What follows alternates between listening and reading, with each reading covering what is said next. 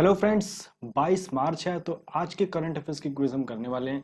Question है यहाँ पे पहला, किस वैज्ञानिकों ने हाल ही में बैकाल या बैकल झील भी बोलते हैं इसको के अंदर एक बड़ा स्पेस टेलीस्कोप लगाया? Which country scientist have recently installed a large space telescope inside the lake Baikal? Option आपके पास रूस, नेपाल, चीन या फिर बांग्लादेश। चलिए इसका आंसर दीजिए कमेंट में क्या रहेगा। किस देश के वैज्ञानिकों ने हाल ही में बैकल झील के अंदर एक बड़ा स्पेस टेलीस्कोप लगाया? आप यहाँ पे इमेज देख सकते हैं, इस टेलीस्कोप की इमेज बनाई हुई है। तो आपको बताना है दोस्तों, आपसे निवेदन है अगर आपने चैनल को अभी तक सब्सक्राइब नहीं किया है तो प्लीज इसे सब्सक्राइब जरूर करिए, और जिससे आपको आने वाले समय में नेक्स्ट वीडियो की नोटिफिकेशन लगातार मिलते रहेंगे। मेरा नाम है ऋतुराज, आपका मेरे चैनल में स्वागत है। तो क्वेश्चन आपने देख लिया यहाँ पे कि किस वैज्ञानिकों ने हाल ही में बैकल झील के अंदर एक बड़ा स्पेस टेलीस्कोप लगाया? चलिए इसका आंसर है रूस। रशिया ने एक बहुत बड़ा, सबसे बड़ा अभी तक का स्पेस टेलीस्कोप लगाया है बैकल झील के अंदर, पानी के अंदर। इस टेलीस्कोप को साल 2015 में बनाया गया था। इसका नाम है न्यूट्रिनोस का पता लगाना। इसका काम है न्यूट्रॉन्स का पता लगाना। न्यूट्रॉन्स दुनिया के सबसे छोटे कण होते हैं। इनकी निगरानी करना या इनकी मात्रा जानना बेहद कठिन है, इसलिए इस टेलीस्कोप का उपयोग किया जाएगा, लगाया जाएगा। वैज्ञानिकों ने इस टेलीस्कोप को बैकल जीवीडी नाम दिया है। निम्न में से किस पूर्व क्रिकेट खिलाड़ी को वर्ष 2020 के एसेज ब्रिटिश स्पोर्ट्स जर्नलिज्म अवार्ड से सम्मानित किया? Which of the following former cricketer has been awarded the SJA British sports journalism award for the year of 2020? चलिए इसका आंसर दीजिए कमेंट में क्या रहेगा। ऑप्शन है आपके पास Faf du Plessis, Michael Holdings, Hashim Amla या फिर एलिस्टर कुक। चलिए इसका आंसर दीजिए। निम्न में से किस पूर्व खिलाड़ी को वर्ष 2020 के SJ British sports journalism award से सम्मानित किया? चलिए इसका आंसर है माइकल होल्डिंग्स। माइकल होल्डिंग्स को सम्मानित किया गया है। आपकी इमेज देख लीजिए। वेस्ट इंडीज के महान क्रिकेटर माइकल होल्डिंग्स को ब्लैक लाइव मैटर अभियान के समर्थन के लिए एसेज ब्रिटिश खेल पत्रकारिता 2020 पुरस्कार से सर्वश्रेष्ठ विशेषज्ञ चुना गया है। अब ये जो ब्लैक लाइव्स मैटर अभियान इन्होंने चलाया था उसके बारे में जान लेते हैं कि एक्चुअली में है क्या।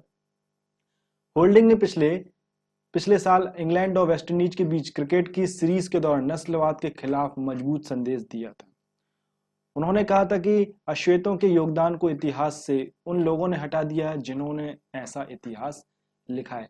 तो यहाँ पे Michael holdings black likes mentor एक अभियान चलाया करते हैं, जिसमें कि जो अश्वेत हुआ करते हैं, अश्वेत लोग जो हैं उनके लिए, उनको उनके बारे में बताना और उनके उनके जो योगदान थे इतिहास में उनके बारे में बताना, ये सारी चीज़ें बताने के लिए इन्होंने कैंपेन चलाया था।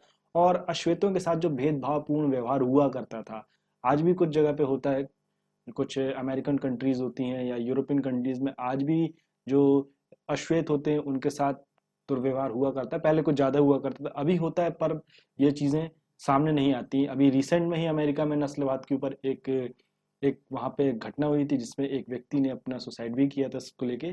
तो इसी बात को बढ़ाने के लिए, इसी बात को दबाने के लिए, इसका विरोध करने के लिए एक अभियान चलाया करते थे ब्लैक लाइक्स मैटर के नाम से। कौन? Michael holdings. इसलिए इनको ब्रिटिश स्पोर्ट्स जर्नलिज्म अवार्ड से सम्मानित किया है 2020 के लिए। विश्व उपभोक्ता अधिकार दिवस निम्न में से किस दिन मनाया जाता है? World consumer right day is observe on which of the following days? 12 अप्रैल, 10 अगस्त, 21 मई या फिर 15 मार्च? चलिए इसका आंसर दीजिए। विश्व उपभोक्ता अधिकार दिवस, अधिकार दिवस की बात कर रहे हैं यहाँ पे, वर्ल्ड कंज्यूमर्स राइट डे की बात हो रही है। यहाँ पे विश्व उपभोक्ता दिवस की बात नहीं कर रहे हैं, यहाँ पे विश्व उपभोक्ता अधिकार दिवस की बात हो रही है कि ये कब मनाया जाता है। चलिए इसका आंसर है 15 मार्च। 15 मार्च को विश्व उपभोक्ता अधिकार दिवस, वर्ल्ड कंज्यूमर्स राइट डे मनाया जाता है। इसका आप देखेंगे कि इस बार 2020 की थीम क्या रही है? Tackling the plastic pollution. कहने का मतलब ये हो गया कि प्लास्टिक पॉल्यूशन को हमको कम से कम करना है, उसको कंट्रोल करना है। इस बार की 2021 की थीम ये थी।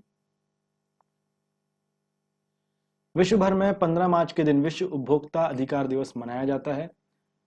इस अवसर पर उपभोक्ताओं को उनके कंज्यूमर राइट्स एवं उपभोक्ता अधिकारों के प्रति जागरूक करने के लिए विभिन्न कार्यक्रम भी आयोजित किए जाते हैं। इस दिवस को मनाने का मुख्य उद्देश्य जो है ग्राहकों को किसी भी प्रकार की धोखाधड़ी से बचाना और उन्हें जागरूक बनाना, यही इनका मेन उद्देश्य है। हाल ही में किस देश के प्रधानमंत्री मार्क रुटे ने चुनाव में लगातार चौथी बार जीत दर्ज की है? Recently which countries prime minister mark रुटे, photo आप देख सकते हैं, has one the election for the 4th consecutive times, लगातार 4 बार चुनाव जीतकर प्रधानमंत्री बने हैं मार्क रूटे। आपको बताना है किस कंट्री से बिलोंग करते हैं। ऑप्शन है पाकिस्तान, वो तो हो नहीं सकता, नेपाल भी नहीं हो सकता, बांग्लादेश भी नहीं हो सकता, बचा कौन? नीदरलैंड। तो आंसर क्या है हमारा? नीदरलैंड। नीदरलैंड में प्रधानमंत्री मार्क रूटे ने लगातार चौथी बार आम चुनाव में अपनी पार्टी को जीत दिलाई और वे फिर प्रधानमंत्री बने। लॉकडाउन के बीच में 17 मार्च 2021 को नई संसद को चुनने के लिए वोट डाले गए थे और रूटे की पार्टी सबसे बड़े दल के तौर पर उभर कर आई है। वर्ल्ड स्लीप डे निम्न में से किस दिन मनाया जाता है? World sleep day is observe on which of the following days, सोने वालों लोगों के लिए जो ज्यादा सोया करते हैं उनके लिए भी एक दिन जो है वो निर्धारित किया गया है कि आप खूब सोइए, मन लगा के सोइए, इसको बढ़ावा देने के लिए बनाया गया है। तो आपको बताना है कि वर्ल्ड स्लीप डे किस दिन मनाया जाता है? मार्च महीने के तीसरे शुक्रवार को, मई महीने के तीसरे शुक्रवार को, अगस्त महीने के तीसरे शुक्रवार को या फिर जनवरी महीने के तीसरे शुक्रवार को? चलिए इसका आंसर है मार्च महीने के तीसरे शुक्रवार के दिन ये मनाया जाता है। हर साल मार्च महीने में तीसरे शुक्रवार को वर्ल्ड स्लीप डे मनाया जाता है। इससे पहले यह साल में इसे पहली बार साल 2008 में मनाया गया था। इसके बाद से हर साल मार्च महीने में तीसरे शुक्रवार को विश्व स्लीप डे मनाया जाता है। इसका मुख्य उद्देश्य लोगों को नींद और सेहत के बीच संबंध के प्रति जागरूकता करना है और इस साल स्लीप डे का थीम जो था रेगुलर स्लीप हेल्दी फ्यूचर। तो यहाँ पे कहने का मतलब ये हो गया कि लोगों को उसके बारे में बताना है कि आपको एक प्रॉपर नींद लेनी चाहिए और उस नींद को लेने से आपका जो सेहत है उस पर बहुत फर्क पड़ता है। अगर आप ज्यादा नहीं सोएंगे, या बोलना चाहिए कि आप कम सोते हैं, अनिद्रा की अगर आपके अंदर जो परेशानियां हैं वो अगर आ जाती हैं तो आप हेल्थी नहीं रह पाएंगे। आपके अंदर ओबेसिटी बढ़ने लगी, मोटापा बढ़ने लगे और कई बीमारियां जो है आपको घेरने लगी।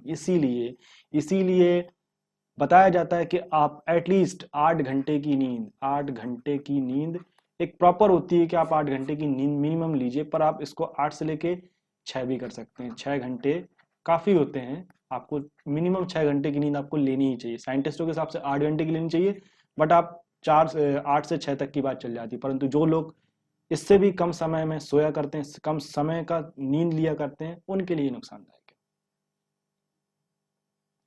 हाल ही में मध्य प्रदेश सरकार ने कोरोना के बढ़ते मामलों को देखते हुए किस राज्य से यात्री बस परिवहन पर पूरी तरह से बंद रखने का फैसला लिया है?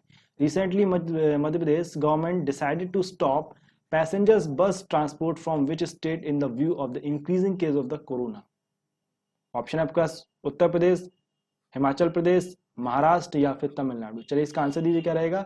हाल ही में मध्य प्रदेश ने किस स्टेट के साथ बस परिवहन को पूरी तरह से बंद करने का फैसला लिया? इसको देखते हुए जो बस संचालक जो हैं उनमें रोष भी व्याप्त है बहुत ज्यादा, क्योंकि वैसे ही 1 साल से सही तरीके से टूरिज्म हमारा नहीं चल पा रहा है, लोगों का आवागमन, अभी भी लोग डरे हुए हैं, लोग नहीं निकलना चाहते हैं, तो वैसे ही परेशानी बहुत है। और उसके अलावा सरकार ने टैक्स भी माफ नहीं किया क्योंकि लोगों का धंधा हुआ ही नहीं, बसें चली नहीं। उसके बाद भी सरकार ने अपनी तरफ से टैक्स में किसी प्रकार की कोई छूट नहीं दी। और दूसरी बात यहाँ पे है, लगातार पेट्रोल के रेट बढ़ रहे हैं। आज की डेट में लगभग 100 के आसपास पेट्रोल का रेट बढ़ चुका है, महंगाई बढ़ रही है। यहाँ पे बस परिवहन को बंद कर दिए गए मध्य प्रदेश सरकार ने महाराष्ट्र से आने वाले या जाने वाले के लिए। महाराष्ट्र से बात करते हैं। महाराष्ट्र के साथ में ये किया गया है, महाराष्ट्र से किसी प्रकार का बसों का आवागमन नहीं होगा। दोनों राज्यों के बीच 21 मार्च से लेकर 31 मार्च तक अंतर्राज्यीय बसों को अस्थायी रूप से रोक लगा दी है। स्वास्थ्य मंत्रालय की तरफ से 20 मार्च 2021 को शाम करीब 8 बजे के जारी आंकड़ों के मुताबिक पिछले 24 घंटे में लगभग 43,815 लोग कोरोना से संक्रमित हुए हैं। राष्ट्रीय टीकाकरण दिवस निम्न में से किस दिन मनाया जाता है? National immunisations day is observe which of the following days? Option है आपके पास 10 जनवरी, 16 मार्च, 20 अप्रैल या फिर 15 जुलाई। दोस्तों आपसे फिर से मेरा निवेदन है, अगर आपने चैनल को सब्सक्राइब नहीं किया या फिर आप पहली बार इस वीडियो में आए हैं और आपको अगर वीडियो पसंद आता है तो प्लीज लाइक जरूर करिए और साथ ही साथ में चैनल को सब्सक्राइब जरूर करिए। और आपको इन क्वेश्चंस के आंसर आते हैं तो प्लीज आंसर कमेंट में दीजिए, जिससे मुझे पता भी चलता चलेगा कि जो क्वेश्चंस मैं दे रहा हूं आपको फायदेमंद है या नहीं, तो मैं इनको कुछ चेंजेस भी कर सकता हूं। चलिए इसका आंसर है 16 मार्च। 16 मार्च भारत में हर साल 16 मार्च को राष्ट्रीय टीकाकरण दिवस, नेशनल वैक्सीनेशन डे भी बोला जाता है इसको, नेशनल इम्यूनाइजेशंस भी डे बोलते हैं और नेशनल वैक्सीनेशन डे भी इसको बोला जाता है, मनाया जाता है। राष्ट्रीय टीकाकरण दिवस पहली बार 16 मार्च 1995 को मनाया गया था। इस दिन भारत में साल 1995 में मुंह के जरिए पोलियो वैक्सीन की पहली खुराक दी गई थी। 1995 में पहली बार पोलियो वैक्सीन की खुराक दी गई थी। उसके बाद से लगातार अभी भी चल रही है ये, और साल में जनवरी के टाइम पे, फरवरी के टाइम पे दी जाती है। बच्चों को जो कि 5 साल से छोटी उम्र के होते हैं उनको ही दी जाती है। भारत से पोलियो को जड़ से खत्म करने का अभियान जो है पल्स पोलियो कैंपेन के जरिए सरकार द्वारा शुरू किया गया था।